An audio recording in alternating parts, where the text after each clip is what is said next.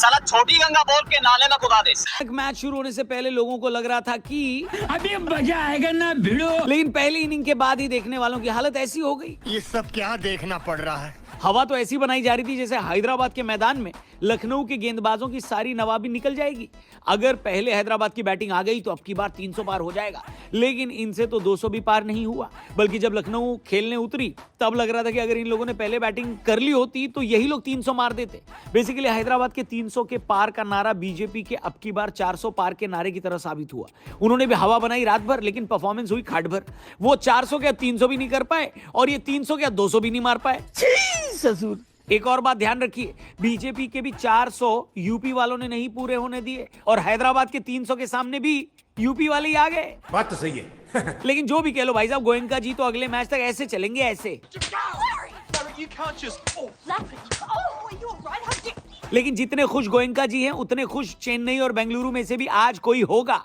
लखनऊ वालों ने टॉस जीत कर पहले बॉलिंग करने का फैसला किया। लोगों को लगा कि भाई अगर शहीद होने का इतना शौक है तो सीधे बोल दो ना, आ बैल मुझे मार। अभी राजस्थान ने भी पहले बैटिंग करी थी, वहीं से कुछ सीख लेते। लेकिन राजस्थान के पास लॉर्ड का सपोर्ट थोड़ी था। लॉर्ड शार्दुल ठाकुर ने कहा कि 4 चवन्नी घोड़े पे और ऐसी बैटिंग लाइनअप को मारूं हथौड़े से।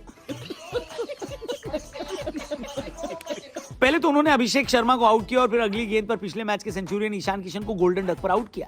यह देखकर लखनऊ वालों ने कहा, लाल फूल नीला फूल, शार्दुल भैया ब्यूटीफुल। इन 2 विकेट ने यह तो डिसाइड कर दिया कि हैदराबाद आज 300 पार तो नहीं करेगी। दूसरे स्पेल में शार्दुल ठाकुर वापस लौटे और उन्होंने फिर से 2 विकेट निकालकर यह भी तय कर दिया कि हैदराबाद वाले तो 200 पार भी नहीं करेंगे। बेसिकली लॉर्ड शार्दुल ठाकुर ने हैदराबाद के फैंस से खुले में कह दिया, क्या कह दिया? बस हवा निकल गई। शार्दुल विकेट तो हैदराबाद के ले रहे थे, लेकिन चिरी फटी की जय उन सारी टीमों की हो रही थी जिन्होंने उनको आईपीएल ऑक्शन में नहीं खरीदा था।